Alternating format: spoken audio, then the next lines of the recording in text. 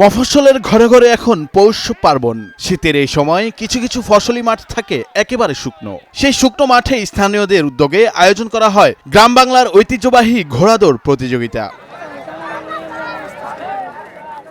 নরসিংদী ঘোড়াদৌড় প্রতিযোগিতা দেখতে হাজারো লোক ভিড় করে। নারী পুরুষ সবাই মিলে এই প্রতিযোগিতা দেখতে আসে।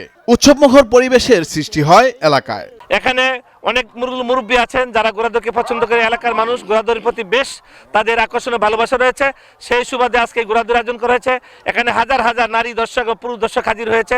বিভিন্ন এলাকা থেকে চারদিকে প্রায় 15 থেকে 20 হাজার দর্শক এখানে ঘোড়াদৌড় দেখার জন্য আসছে। আগেরকার রাজা বাচ্চারা ঘোড়াকে আভিজাত্যের প্রতীক হিসেবে মনে করতেন। নরসিংদীতে এখনো ঘোড়ার প্রচলন রয়েছে।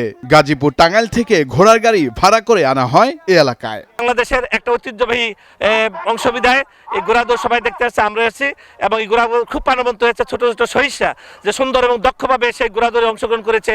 8-9 বছরের বাচ্চা থেকে শুরু করে 12-14। 8-9 বছরের বাচ্চারা ঘোড়াদৌড়ে অংশগ্রহণ করে। পড়াশোনার পাশাপাশি বাচ্চারা প্রশিক্ষণ নিয়ে অংশ নেয় প্রতিযোগিতায়। এখানে বিজয়ী বেশে তারা এসেছে প্রায় 16টির মতো ঘোড়া এখানে আসছে এবং আমরা সেই ইভেন্টটা উপভোগ করলাম।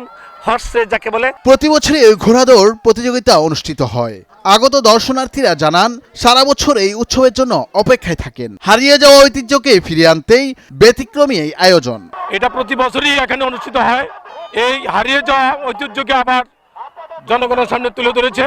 আজকে এখানে বিভিন্ন জেলা থেকে ঘোড়া নিয়ে এসেছেন, এই দৌড়ে অংশগ্রহণ করেছেন, জনগণকে আনন্দ দিয়েছেন। আমরা জনগণ অত্যন্ত আনন্দিত এবং খুশি হয়েছি। দেশের বিভিন্ন জেলা থেকে জড়ো হয় প্রতিযোগিতা। নতুন প্রজন্ম যাতে নেশা অপসংস্কৃতি থেকে দূরে থেকে একটি সুন্দর সমাজ গড়তে পারে, প্রতি বছর যাতে এই প্রোগ্রাম অনুষ্ঠিত হয় এমনটাই প্রত্যাশা দর্শনার্থীদের। এখানে প্রাচীনকাল থেকে সংস্কৃতির ধারাবাহিকতা ধরে রাখা হয়েছে এবং প্রতি বছর এখানে ঘোড়দৌড়ের ব্যবস্থা করা হয়। এখানে বিভিন্ন এলাকা থেকে লোকজন আসে। এখানে হাজার হাজার মহিলা পুরুষ দর্শক এই পরন্ত বিকেলে এই ঘোড়দৌড়কে উপভোগ করছে। নতুন প্রজন্ম যাতে এই অপসংস্কৃতি থেকে তারা রক্ষা পায়। দেশে যে অনাচার যে ধরনের নেশা চলছে, নেশামুক্ত দেশ আমরা চাই। প্রতিযোগিতায় অংশগ্রহণকারী 6টি ঘোড়ার মালিককে খাসি, বৈদ্যুতিক পাখা, মোবাইল ফোন ও চেয়ার পুরস্কৃত করা হয়। চ্যাম্পিয়ন যে হয় তাকে দেয়া হয় আস্ত খাসি।